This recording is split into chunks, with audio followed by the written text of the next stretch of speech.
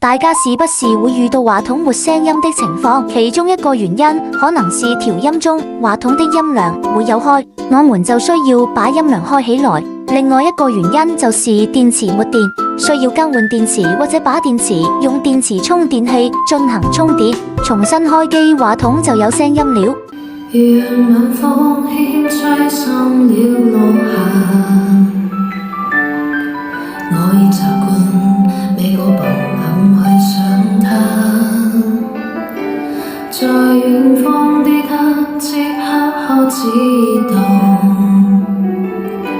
這段情在我心始終記掛。在這半生那天，我知快將要別離無説話。夜雨中四天打他說不要送，如縱使分隔相愛不會害怕。